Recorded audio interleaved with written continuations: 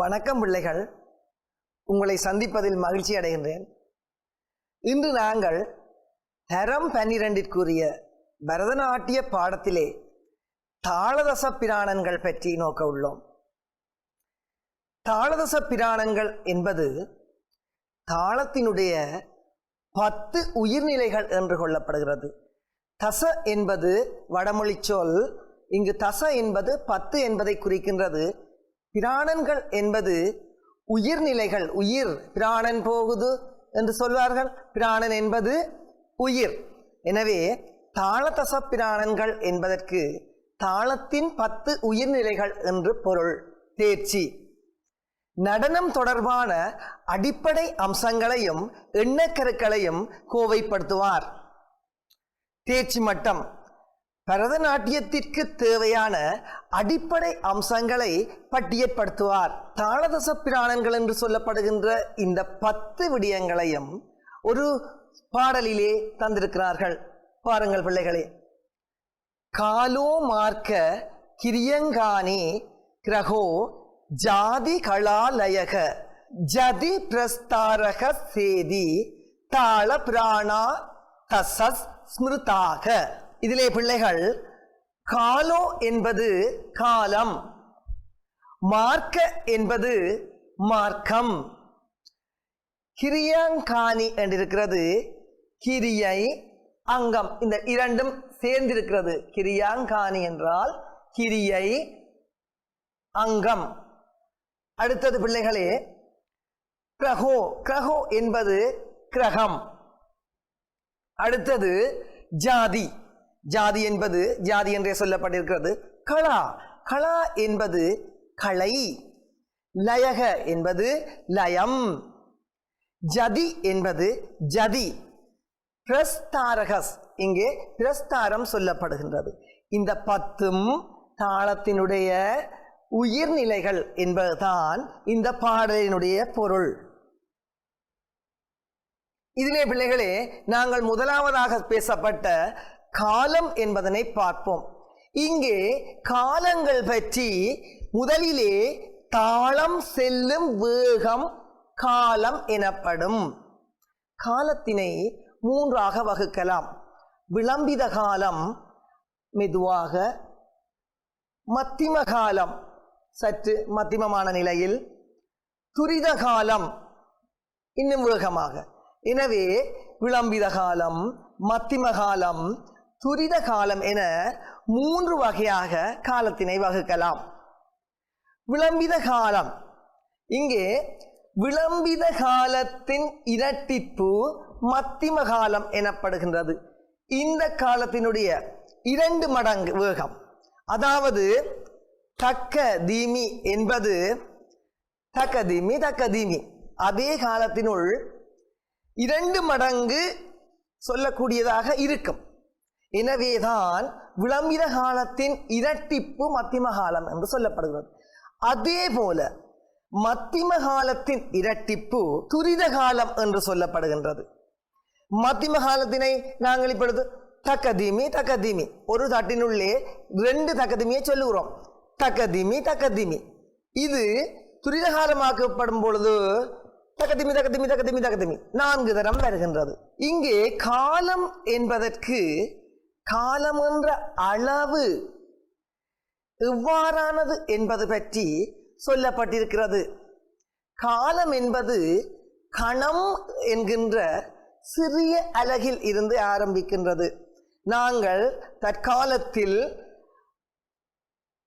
நிமிடம், second, milli second என்றெல்லாம் காலத்தை அளவிடுகின்றோம். அதே போல முற்காலத்திலே இந்த இசையியல் நுட்பங்களிலே காலம் என்பதற்கு கணம் என்கின்ற ஒரு சிறிய அலகில் இருந்து ஆரம்பிக்கின்றதை நாங்கள் நோக்கலாம். இங்கே பாருங்கள் பிள்ளைகளே, கணம் என்பது, கணம் என்றால் எவ்வளவு என்று எங்களுக்கு ஒரு கேள்வி வருகிறது அல்லவா?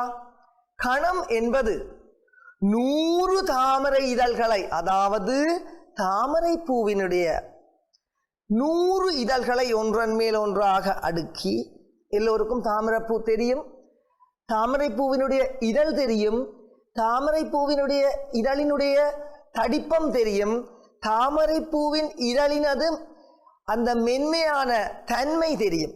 எனவே 100 இதழ்களை ஒன்றன் மேல் ஒன்றாக அடுக்கி கிட்டத்தட்ட இவ்வளவுக்கு வரும். அதனை ஒரு ஊசியினால் குத்தும் போது அந்த ஊசி ஒரு கணத்துல போகும்னு சொல்லுவோம், டப் என்று போயிடும். அந்த ஊசி போகும்போது ஒரு இதழை துளைக்கின்ற நேரம், ஒரு இதழினை துளைக்கின்ற நேரம் கணம். வடிவா விளங்கும் பிள்ளைகளை 100 இதழை ஒருக்கா குத்திடலாம். அந்த 100 இதழையும் குத்தேக்கல ஒரு இதழை குத்துற நேரம் தான் கணம். அப்ப 100 கணம் என்கின்ற அவ்வளவு கால அளவுதான் அந்த ஊசியால குத்துற டைம். இனி நாங்கள் இதனுடைய விவரம் பற்றி பின்னர் பார்ப்போம். இதனை கணக்கிடுதல் அல்லது வெளிப்படுத்தல் என்பது கடினமான செயல். 100 இதழ்களை ஒருக்கா குத்திடலாம். ஆனால் ஒரு இதழை குத்துற கணக்கை எங்களால் வாயால் சொல்ல முடியுமா, எழுத முடியுமா? இல்லை. 8 கணங்கள் சேர்ந்தது ஒரு லவம் என்று சொல்லப்படுகிறது. நாங்கள் 60 வினாடிகள் சேர்ந்தது ஒரு நிமிஷம் என்று சொல்கிறோம் தானே. அதுபோல முற்காலத்தில் ஒரு லவம் என்பதற்கு அதற்குள்ளே 8 கணம் இருக்கிறது என்று சொல்கின்றார்கள். அடுத்தது அதே லவம் 8 லவம் சேர்ந்தது ஒரு காஷ்டம் என்ற அளவு. அதே போல நாங்கள் 60 நிமிஷம் சேர்ந்தது ஒரு மணத்தியாலம் என்று பார்க்கிறோம் தானே. அதே போல 8 லவம் சேர்ந்தது ஒரு காஷ்டம் என்று சொல்கிறார்கள். அடுத்தபடியாக 8 காஷ்டம் சேர்ந்தது ஒரு நிமிஷம் என்று சொல்லப்படுகிறது. அந்த காலத்திலே நிமிஷம் என்ற சொல் இருந்திருக்கிறது. 8 காஷ்டம் சேர்ந்தது ஒரு நிமிஷம். நாங்கள் சொல்வோம் 24 மணித்தியாலங்கள் சேர்ந்தது ஒரு நாள் என்பது போல. அடுத்தது 8 நிமிஷங்கள் சேர்ந்தது ஒரு கலை. சமூக வாழ்க்கையிலே 7 நாட்கள் சேர்ந்தது ஒரு வாரம் என்று சொல்வோம். இவ்வாறாகத்தான் இங்கேயும் செல்கின்றது. இனி 2 கலை சேர்ந்தது ஒரு சதுர்பாகம் என்ற அலகினால் அளக்கப்பட்டிருக்கின்றது. 2 கலைகள் சேர்ந்தது ஒரு சதுர்பாகம், அதாவது ஒரு சதுர்பாகத்திற்கு உள்ளே 2 கலைகள் இருக்குமாம். அதே போல 2 சதுர்பாகம் சேர்ந்தது ஒரு அனுத்ருதம். இப்ப எங்களுக்கு தெரியும் அனுத்ருதம் என்றால் என்ன, ஒரு புரை வடிவம் உள்ளது. ஏற்கனவே நாங்கள் 175 தாளம் 35 தாளம் படிக்கும் போது கற்றிருக்கிறோம். அப்ப ஒரு அனுத்ருதத்திற்கு உள்ளே 2 சதுர்பாகம் இருக்கின்றது. அப்ப இப்படி தட்டுறதுதான் அனுத்ருதம். அந்த தட்டுறதுக்குள்ள அரவாசிதான் இந்த சதுர்பாகம். அடுத்தது 2 அனுத்ருதம் சேர்ந்தது ஒரு துருதம். அதங்களுக்கு தெரியும் தானே. இப்படி தட்டுறோம் அனுத்ருதம் என்றா தட்டி வீசுறோம். 2 தட்டுக்களை வருகுது, அது துருதம். 2 துருதம் சேர்ந்தது ஒரு லகு. அதுவும் எங்களுக்கு தெரியும். இப்பொழுது நாங்கள் படிக்கிறோம் பிள்ளைகளே, கிருஷ்ணலகு சஷ்டலகு கண்டலகு என்றெல்லாம் படிக்கிறோம். அந்த ஜாதிக்கு ஏற்ப லகுவின் எண்ணிக்கை மாறுபடுகிறது. ஆனால் லயம் சம்பந்தமான தாளம் சம்பந்தமான நூல்களிலே லகு என்பதற்கு பொதுவாக 4 அட்சரங்கள் என்ற ஒரு கருத்து இருக்கின்றது. எனவேதான் இங்கு 2 துருதம் சேர்ந்தால் ஒரு லகு என்று பேசப்படுகின்றது. அதே போல 2 லகு சேர்ந்தால் ஒரு குரு. குரு என்பதற்கு 8 என்பது போல் போட்டு, அதாவது 2 லகு சேர்வது என்றால் 4 4 8 எண்ணிக்கை உள்ளது குரு. அதே போல 3 லகு சேர்ந்து ஒரு புலுதம். புலுதம் என்ற அடையாளம் நாங்கள் 6 அங்கங்கள் சடாங்கம் என்றதுக்குள்ள பார்ப்போம். 12 அட்சரம் இருக்கும். 3 லகு சேர்ந்தது ஒரு புலுதம். அதே போல 4 லகு சேர்ந்தது ஒரு காகபாதம். காகபாதத்திற்கு 16 அட்சரம். எனவே 4 லகு சேர்வது காகபாதம் எனப்படுகின்றது. இனி பிள்ளைகளே, மார்க்கம் பற்றி நோக்குவோம். தாளதச பிராணங்களிலே 2வது உயிர்நிலை மார்க்கம். இது ஷட் மார்க்கம் என்று சொல்லப்படுகிறது. ஷட் என்று சொன்னால் 6 மார்க்கம். நாங்கள் ஏற்கனவே கற்றிருக்கிறோம். ஷண், ஷட், ஷட இப்படியான வடமொழி சொற்கள் 6 என்ற இலக்கத்தை குறிக்கின்றன. மார்க்கங்கள் 6 வகை என்பதனால் ஷட்மார்க்கம் என்று சொல்லப்படுகிறது. மார்க்கமானது தாளம் போடுவது தொடர்பான வழிமுறைகளை சொல்கின்றது. அடுத்தது மாத்திரையின் கால அளவை கொண்டு, அந்த ஏற்கனவே நாங்கள் 6 வகை என்று மேலே பார்த்திருக்கிறோம் ஷட்மார்க்கம். அது மாத்திரையினுடைய கால அளவை கருத்தில் கொண்டுதான் 6 வகையாக வகுக்கப்பட்டிருக்கின்றது. இங்கு 4 அட்சரங்கள் கொண்டது, அதாவது சதுஷ்டலகு. எங்களுக்கு தெரியும் சதுஷ்டலகு என்று நாங்கள் இப்பொழுது பாவிக்கிறது அங்கே ஒரு மாத்திரை என்று சொல்லப்படுகிறது. இது தற்காலத்திற்கும் இந்த தாளதச பிராணங்கள் எழுந்த காலத்திற்கும் உள்ள ஒரு முரண்பாடு இருக்கிறது. எங்களுக்குள்ள ஒரு விளங்கி கொள்ள முடியாத ஒரு நிலையை தருகிறது. இருந்த போதும் நான் சொல்வதை அவதானித்து கேட்டீர்களாக இருந்தால் உங்களுக்கு இந்த சந்தேகம் வராது.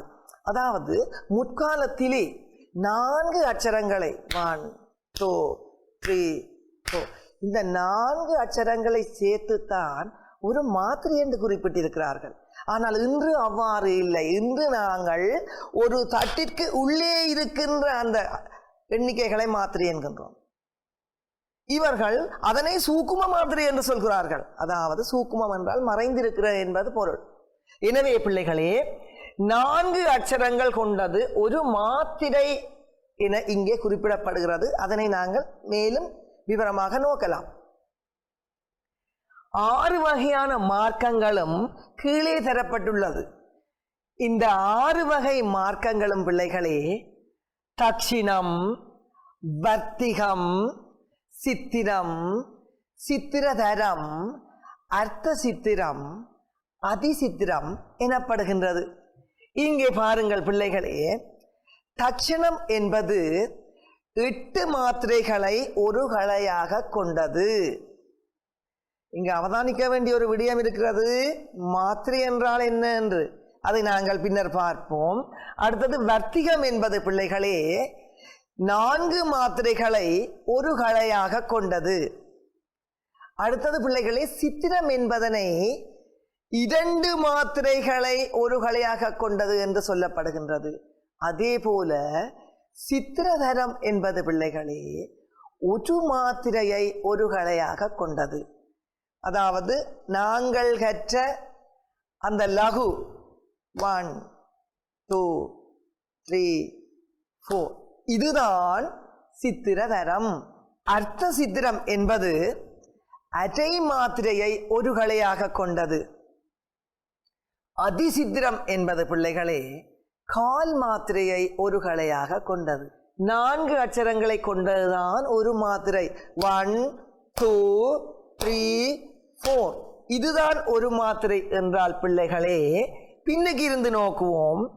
அதிசித்திரம் 1/4 மாத்திரையை கொண்டது. 4 அட்சரங்களை கொண்டது ஒரு மாத்திரை என்று சொன்னால் 1/4 மாத்திரை என்பது ஒரு அட்சரம். அப்ப பிள்ளைகளே, அதிசித்திரம் என்பது ஒரு தட்டை கொண்டது. அர்த்த சித்திரம் என்பது 2 தட்டை கொண்டது. நாங்கள் வர்ணங்களிலே பாடுவோம், வர்ணத்திற்கு தாளம் போடுவோம், இரட்டைக்கலை என்று சொல்லுவோம். அதுதான் அர்த்த சித்திரம். அதே போல பிள்ளைகளே, சித்திரதரம் என்பது 4 தட்டுக்களை கொண்டது.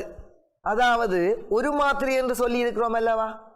இங்கு ஒரு மாத்திரை என்பது 4 அட்சரங்கள் என்று ஏற்கனவே பார்த்திருக்கிறோம். அதே போல பிள்ளைகளே, சித்திரதரம் என்பது 2 மாத்திரைகளை கொண்டிருக்கிறது. 2 மாத்திரைகள் என்றால் ஏற்கனவே பார்த்திருக்கிறோம், 8 அட்சரங்கள் இருக்கும். வர்த்திகம் 4 மாத்திரைகளை கொண்டிருக்கிறது. 4 மாத்திரைகள் என்றால் 4 தர 4 16 தட்டு. அதே போல தக்ஷிணம் என்றால் 8 மாத்திரைகளை கொண்டிருக்கிறது. 8 மாத்திரைகள் என்று சொன்னால் இன்று கற்றதின்படி எத்தனை அட்சரம் இருக்கும்? ஒரு மாத்திரையினுள்ளே 4 அட்சரமாக இருந்தால் 8 மாத்திரையினுள்ளே எத்தனை அட்சரம் இருக்கும் பிள்ளைகளே? 32. அப்ப 32 தட்டுக்களை கொண்ட அந்த அலகுதான் தட்சிணம்.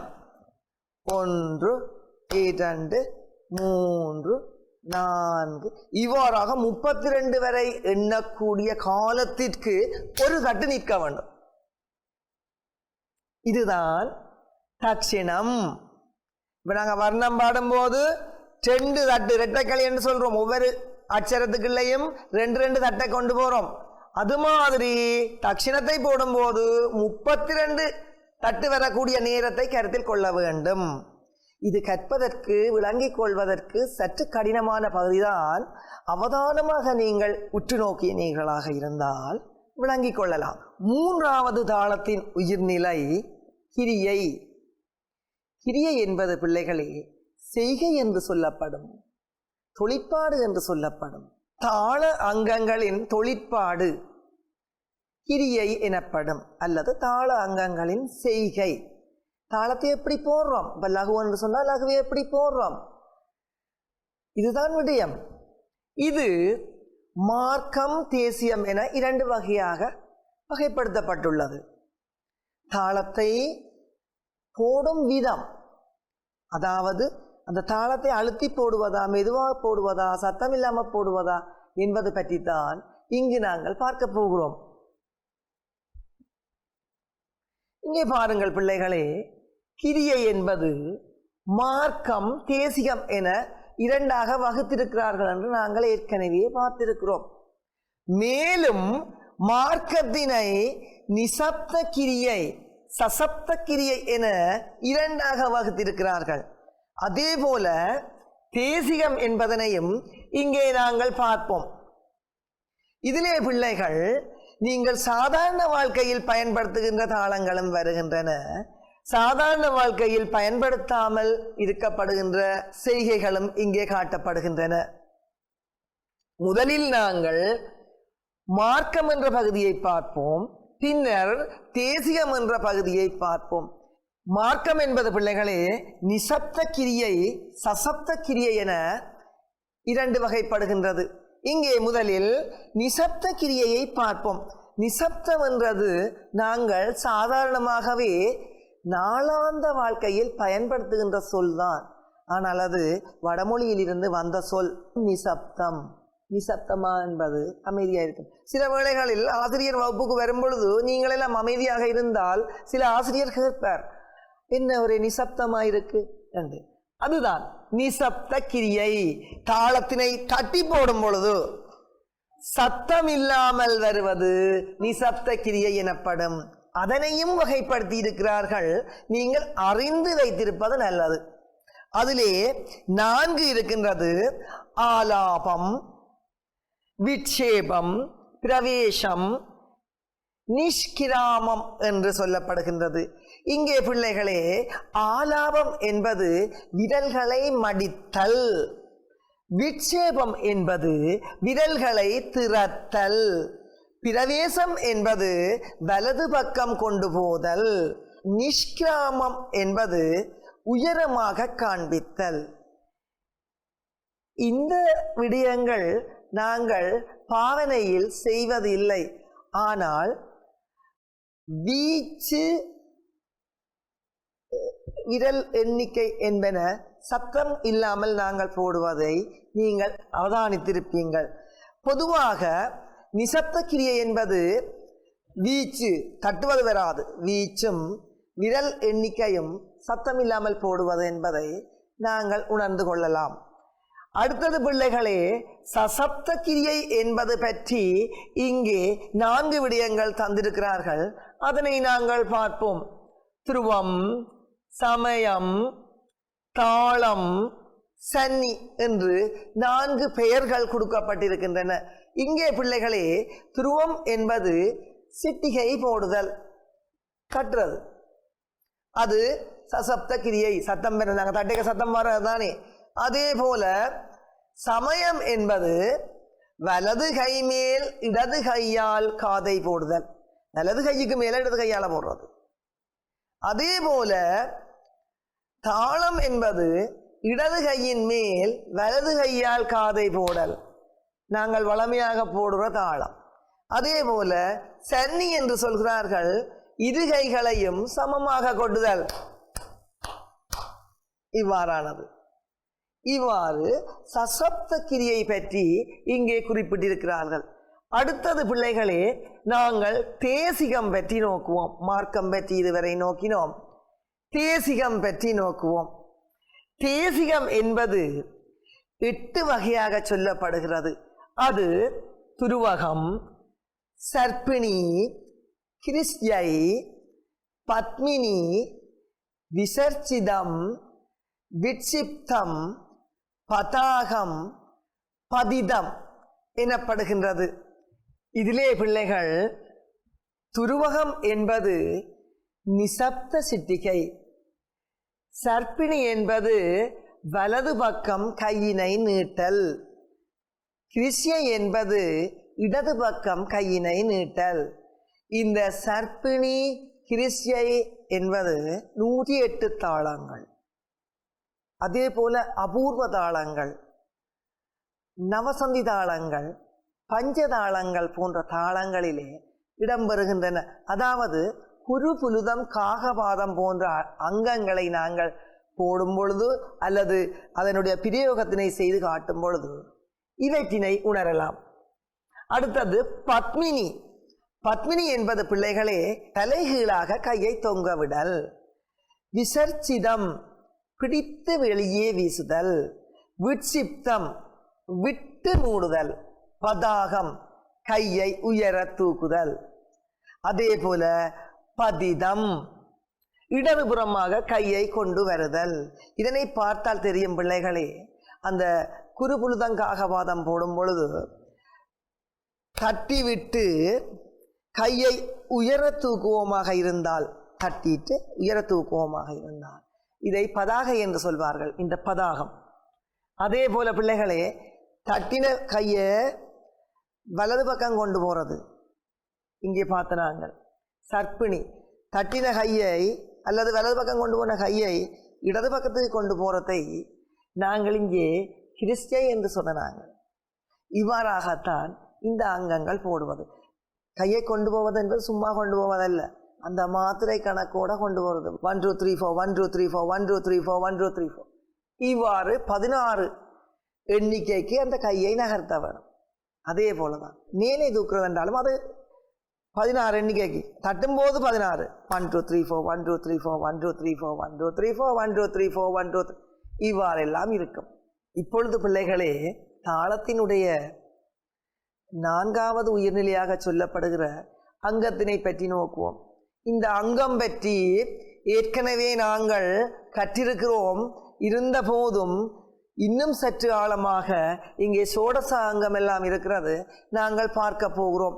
இதிலே திரியாங்கம், ஷடாங்கம், சோடசாங்கம் என்று 3 வகை இருக்கின்றது. அங்கம் அங்கம் என்பது தாளத்தினுடைய உறுப்புகள். பொதுவாகவே அங்கம் எங்களுடைய உடல் அங்கங்கள். அங்கம் என்பது உறுப்பு.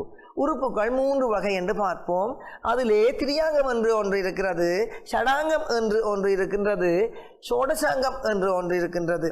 திரியாங்கம் என்றால் திரி என்பது 3 என்று நாங்கள் தரம் 10 கற்றிருக்கிறோம். தரம் 13 உள்ள 175 தாளம், 35 தாளம் என்ற பகுதிகளிலே கற்றிருக்கிறோம்.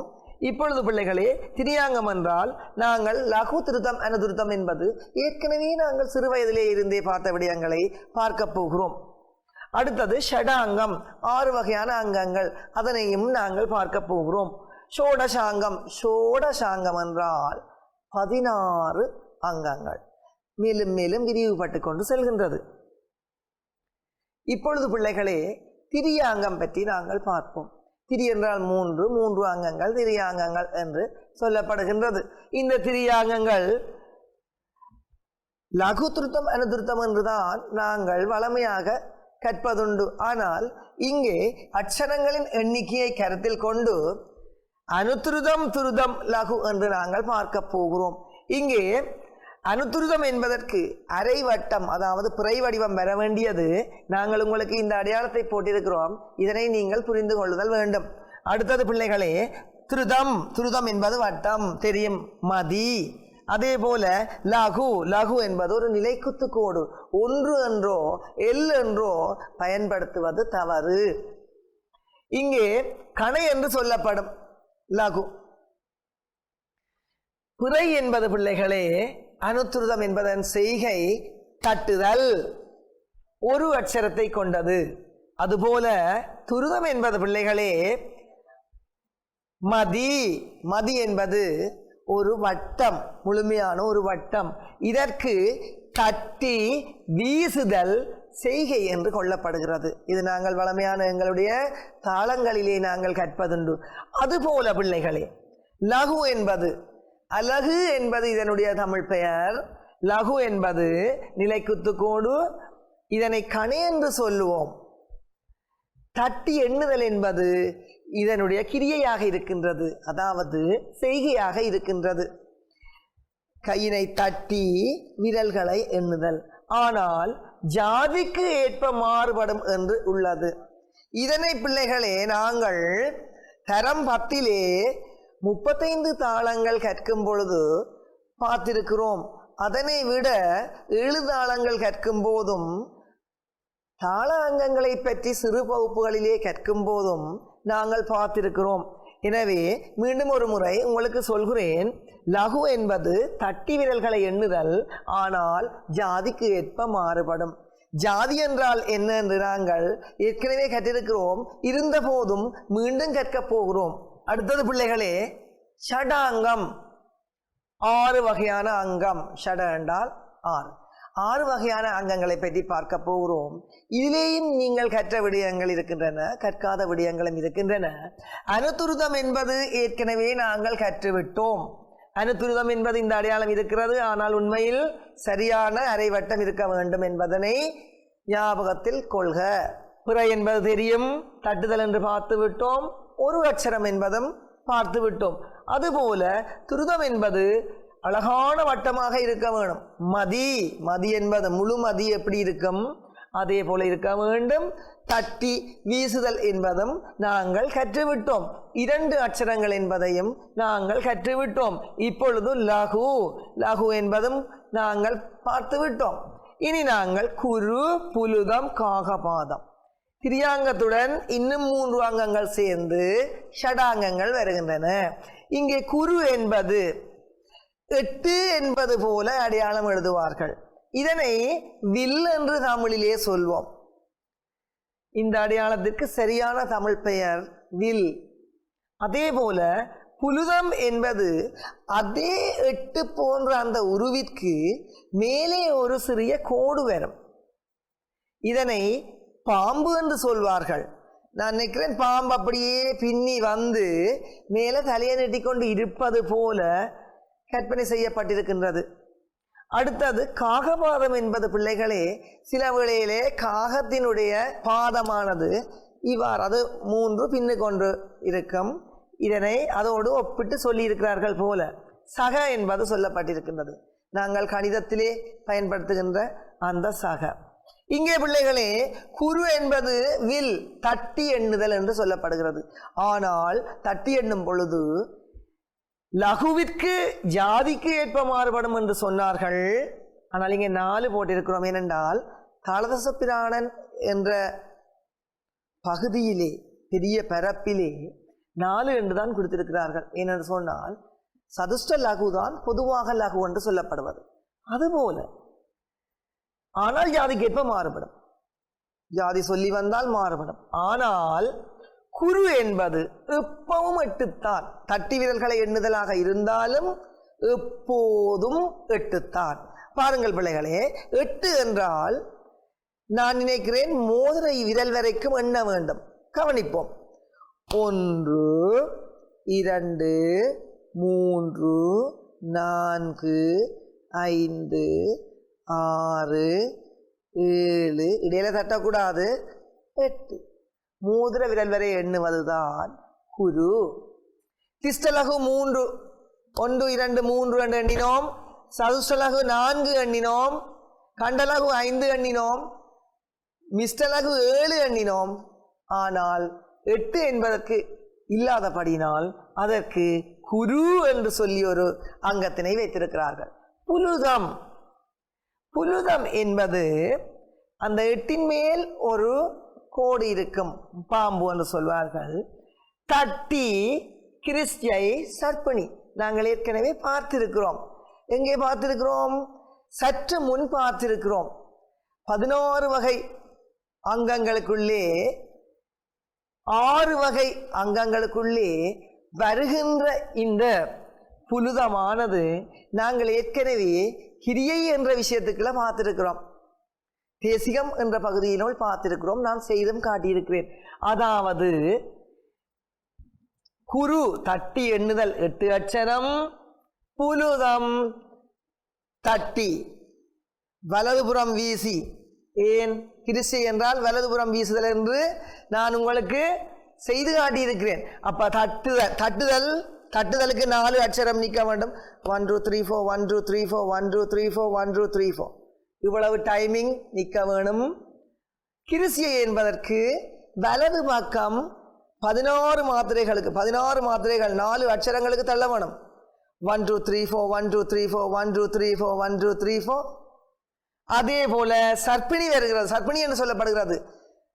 மீண்டும் இடது பக்கத்திற்கு அதே கால அளவைக்கு கொண்டு செல்லணும். 1 2 3 4 1 2 3 4 1 2 3 4 1 ஒரு தாளத்திலே இவ்வாறு ஒரு அடையாளம் இருந்தால் நான் தனியாக போட்டு காட்டுகிறேன்.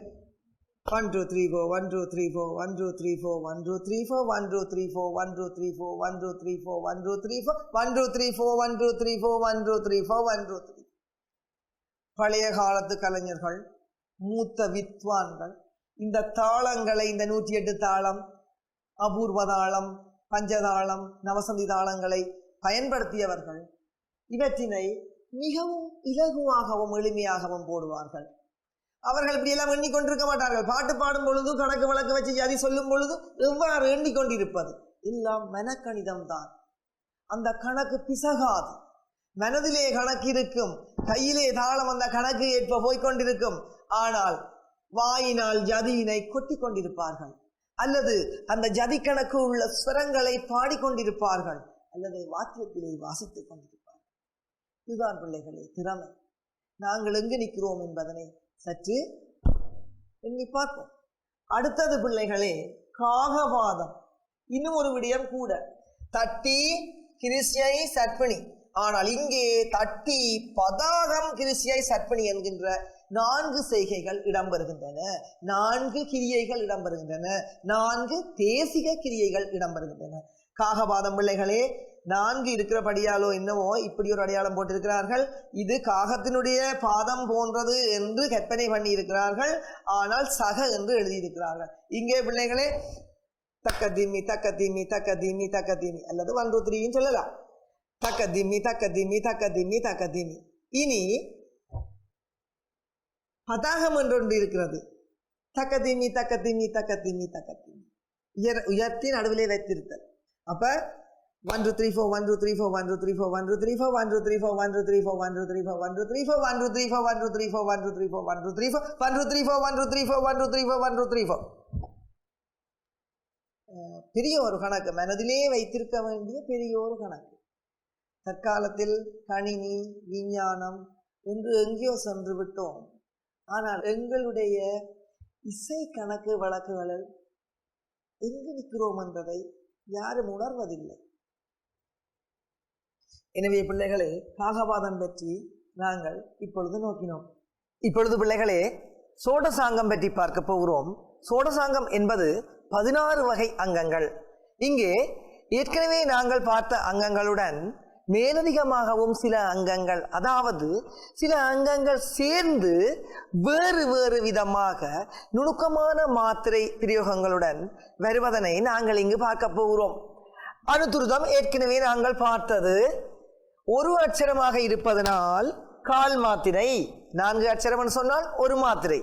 தாளரச பிராணன்களின் படி 4 தட்டுத்தான் ஒரு மாத்திரை. தற்காலத்தில் நாங்கள் படிப்பது வேற. நாங்கள் படிப்பது ஒரு அட்சரத்துக்கு உள்ளுக்குள்ளே எத்தனை மாத்திரை என்பது. இங்கே அனுதுருதத்திற்கு கால் மாத்திரை. அதே போல துருதம் என்பது 2 தட்டு, என்ன தட்டி வீசுறோம்.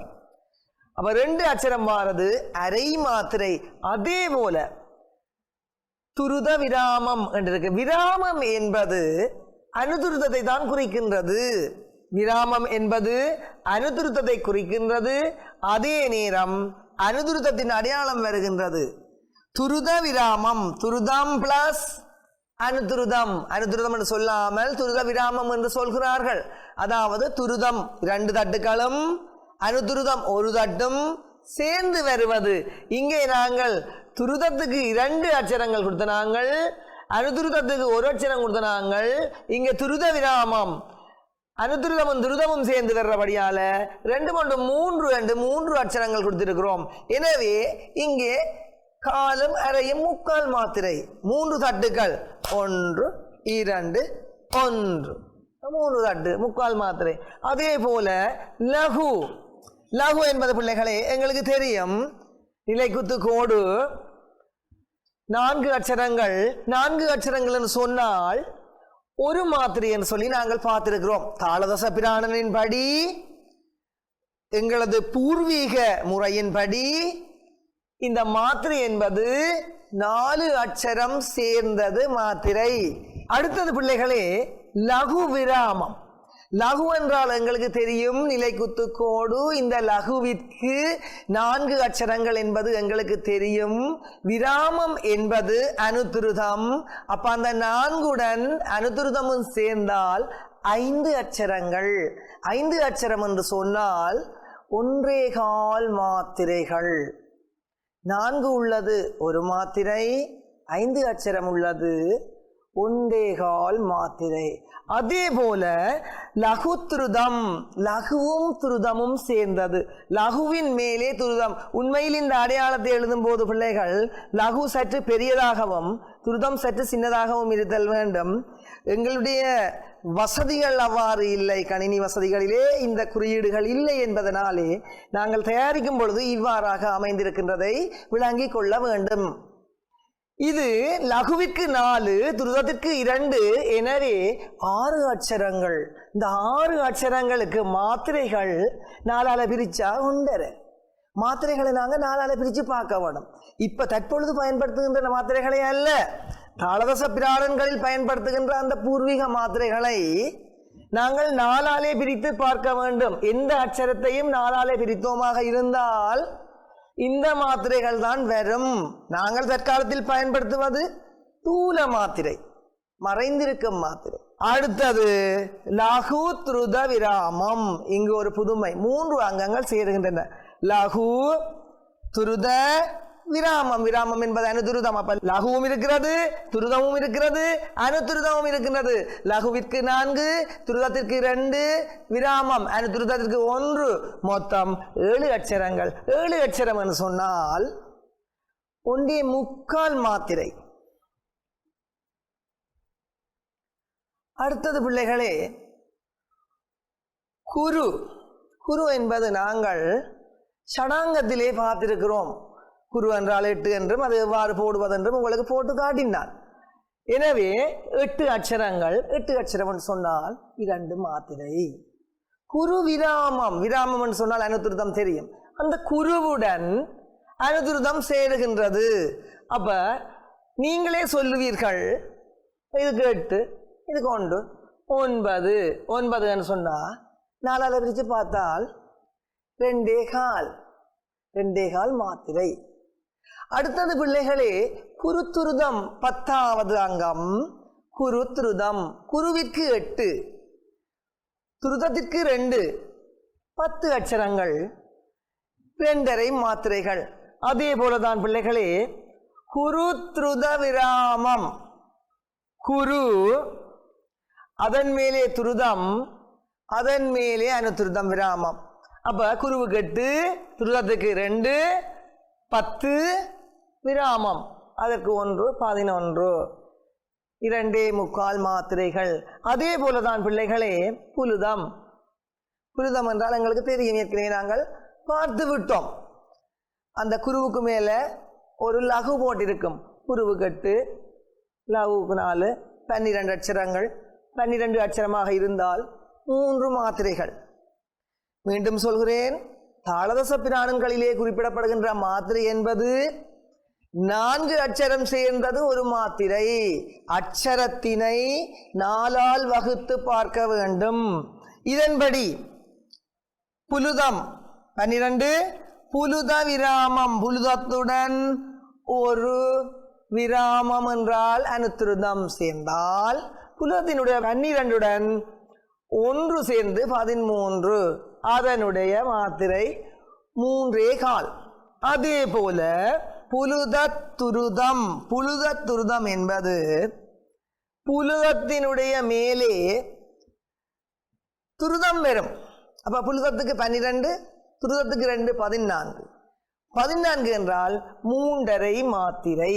அதே போல புலுத துருத விராமம். இதனை படிக்கும் பொழுது பிரித்து பார்க்க வேண்டும். புலுத துருத விராமம். புலுதம் என்பது எங்களுக்கு தெரியும், 8க்கு மேலே ஒன்றிருக்கும் பாம்பு. என்ன பாம்பு? அடுத்தது அதுக்கு மேல மதி துருதம் இருக்கிறது, அதுக்கு மேல பிறை இருக்குது. பிறை என்றால் விராமம் அனுத்துருதம். எனவே இதற்கு 12, இதற்கு 2 14, இதற்கு மேலே 1 15. 15 அட்சரம் என்றால் 3.25 மாத்திரைகள். அதுபோல புலுத துருத விராமம் தான் இப்பொழுது பார்த்தோம். காகபாதம். காகபாதம் என்றால் தெரியும், காகத்தினுடைய பாதத்தை ஒத்தது. சக. இதற்கு 16 அட்சரங்கள், 4 மாத்திரை. இது நாங்கள் ஏற்கனவே பார்த்துட்டோம். இன்னொன்று அவதானிச்சு பாருங்க பிள்ளைகளே, நாங்கள் ஏற்கனவே பார்த்துருக்கிறோம். சோடசாங்கத்தில் ஒழுங்கா அட்சரங்கள் அப்படியே ஒழுங்கா போய்கொண்டிருக்கு. 1 2 3 4 5 6 என்பது போல 10 11 12 13 14 15 16 அட்சரங்கள் வருவதற்கு எங்களுக்கு என்ன அட்சரத்தில் தாளம் வேணுமோ, அங்கம் வேணுமோ, அந்த அட்சரத்தை இந்த சக்கரத்துக்குள்ள இருந்து எடுத்துக்கொள்ளலாம். என்ன எண்ணிக்கையில் மாத்திரை வேணுமோ தேவைக்கேற்றது போல இந்த அட்டவணையிலிருந்து பெற்றுக்கொள்ளலாம். ஆனால் தற்பொழுது இந்த அங்கங்கள் பெருமளவு பாவனையில் இல்லை. அடுத்தது பிள்ளைகளே, தாளத்தினுடைய 5வது உயிர் நாடியாகிய கிரகம் பற்றி நோக்குவோம். ஒரு தாளத்தில் பாட்டு அல்லது ஜதி அல்லது ஸ்வரங்கள் தொடங்கும் இடம் கிரகம் எனப்படும். இது இடுப்பு என்றும் சொல்லப்படுகிறது. அதாவது தாளம் ஒன்று போய்கொண்டிருக்கு. அந்த தாளத்தில் அல்லது அந்த தாளத்தில் வர பாடல் எங்கு தொடங்குகின்றது? தள்ளி தொடங்குதா, சேர்ந்து தொடங்குதா, தாளம் விழா முன்னுக்கு தொடங்குதா என்பதுதான் இங்கு நாங்கள் பார்க்க போற விடயம். இதனை இடுப்பு என்றும் சொல்வார்கள். கூட மிருதங்க கலைஞர்கள் இந்த இடுப்பு என்ற பதத்தினைத்தான் பயன்படுத்தி கொண்டிருக்கிறார்கள். இதனை நாங்கள் 2ஆக நோக்கலாம். கிரகம், சமக்கிரகம், விஷமக்கிரகம் என்று 2ஆக நாங்கள் நோக்கலாம். சமக்கிரகம் என்பது பாடலும் தாளமும் ஒரே இடத்தில் ஆரம்பிப்பது, அல்லது ஜதியும் தாளமும் ஒரே நேரத்தில் ஆரம்பிப்பது, அல்லது சனங்களும் தாளமும் ஒரே நேரத்தில் ஆரம்பிக்கிறது. இப்பொழுது பிள்ளைகளே, இந்த சம எடுப்பிற்கு அல்ல சமக்கிரகத்துக்கு உதாரணமாக நாங்கள் சிறு வயதிலே கற்ற ஜதீஸ்வரத்தை பார்த்தால் சா சானி தாதா பாப்பா மகரே ரேசா. அப்ப சமனா தொடங்குது, தட்டுக்கு சமனாக தொடங்குகிறது. இதனை நாங்கள் சம இடம் சம எடுப்பு என்று சொல்கின்றோம்.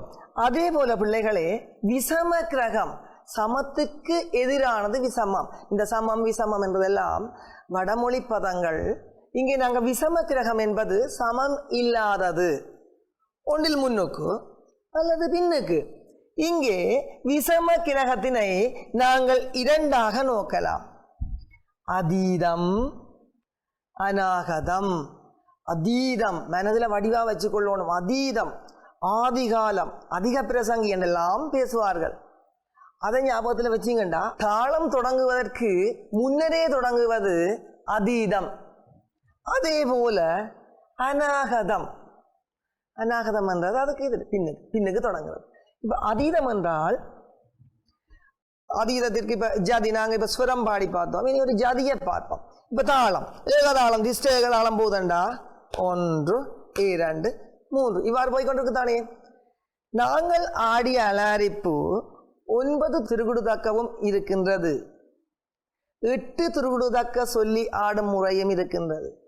அந்த 8 திருகுடுதக்க ஆடும் முறையிலே தளங்கு வருவது அதீதம்.